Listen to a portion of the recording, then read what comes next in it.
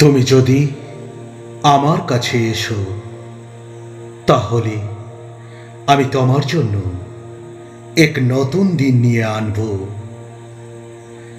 এক নতুন সূচনা দেব। আমি তোমাকে আশীর্বাদ দেব। তুমি যদি চাও তা আমি পূরণ করব। তুমি যদি সত্যি তোমার ঈশ্বরকে বিশ্বাস করো, তাহলে তিনি তোমার জীবন পাল্টে দেবেন। মার্ক 9 অধ্যায়ের 23 পদে বলা হয়েছে, যে বিশ্বাস করে তার জন্য সব কিছুই সম্ভব। হে আমার প্রিয় সন্তান, তোমার ঈশ্বরের উপরে বিশ্বাস করো। আমি তোমার জীবনে অবিশ্বাস্য শক্তি এনে দেব। আমি তোমার সঙ্গী, তোমার শক্তি, তোমার পথপ্রদর্শক। যদি তুমি পুরোপুরি তোমার যিশুতে বিশ্বাস রাখো, তাহলে তোমার জীবনে সমস্ত কিছু সম্ভব হবে। বিশ্বাস হলো সেই চাবি যা তোমার দরজা খুলে দেবে। আমি জানি তুমি কিছু বড় ইচ্ছা নিয়ে এসেছ, কিন্তু আজ তোমার ঈশ্বর বলেছেন তোমার ইচ্ছা পূর্ণ হবে। তুমি শুধু যিশুর পথে বিশ্বস্তভাবে চলো। হে আমার প্রিয় সন্তান, তুমি জানো না, কিন্তু আমি জানি তোমার জীবনে আমি এমন পরিকল্পনা করেছি যা তোমার কাছে শান্তি ও সুখ আনবে। তুমি যদি আমার কাছে আসো, আমি তোমার জন্য একটি নতুন সময় আনব, একটি নতুন জীবনের সূচনা করব আমি। তুমি আজ যে অবস্থানে আছো তা খুবই কঠিন, কিন্তু আমি তোমাকে বলছি, আমি তোমার জন্য যে পরিকল্পনা রেখেছি তা হবে শান্তির এবং ভালোবাসার। ফিলিপিও 4 অধ্যায়ের 19 পদে বলা হয়েছে, আর এতে ঈশ্বর খুশি হন। আমার ঈশ্বর তার গৌরবময় অশেষ ধন অনুসারে খ্রিস্ট যিশুর মধ্য দিয়ে তোমাদের সব অভাব পূরণ হবে। প্রিয় সন্তান, তুমি যা কিছু চাও তা আমি জানি। তোমার মন ও হৃদয়ের গোপন ইচ্ছা আমি জানি। আমি তোমার জন্য সমস্ত কিছু প্রস্তুত করেছি। তুমি যদি বিশ্বাসে দৃঢ় থাকো, তাহলে আমি তোমার জন্য সব ইচ্ছা পূর্ণ করব। তুমি যা চাও তা আমি তোমার জন্য এনে দেব। আমি তোমাকে এক নতুন জীবন দেব। আমি তোমার সব কষ্ট দূর করব।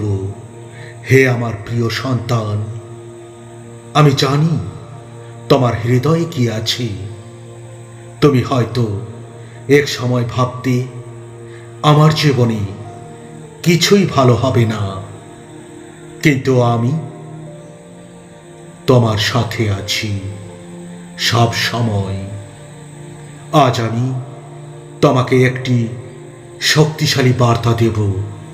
তোমার জন্য আমি সেই আশীর্বাদ নিয়ে এসেছি যা তুমি বহুদিন ধরে খুঁজে বেড়াচ্ছ।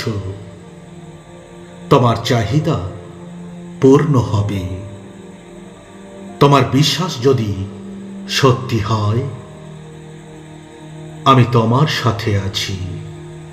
বিশ্বাস রাখো। হে আমার প্রিয় সন্তান, তুমি কি জানো আমি তোমার জন্য কতটা পরিকল্পনা করেছি? তোমার চাওয়ার সব কিছু আমি জানি।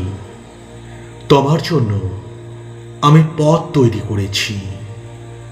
আমি তোমার জীবনে এক নতুন সূচনা আনতে যাচ্ছি। আজ তুমি যে অবস্থানে আছো সেটা কখনোই শেষ নয়। আমি তোমার জীবনে আশীর্বাদে ভরিয়ে দেব। যদি তুমি আমার উপর বিশ্বাস রাখো। জেরমীয় 29 অধ্যায়ের 11 পদে বলা হয়েছে, তোমাদের জন্য আমার পরিকল্পনার কথা আমি জানি, তা তোমাদের মঙ্গলের জন্য, ক্ষতির জন্য নয়। সেই পরিকল্পনার মধ্য দিয়ে তোমাদের ভবিষ্যতের আশা পূর্ণ হবে।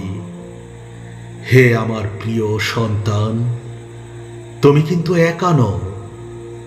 প্রতিটি মুহূর্তে আমি তোমার সাথে আছি। আমি তোমার জীবনে এক গভীর পরিকল্পনা তৈরি করেছি এবং সেই পরিকল্পনা কখনো তোমার জন্য ক্ষতির কারণ হবে না।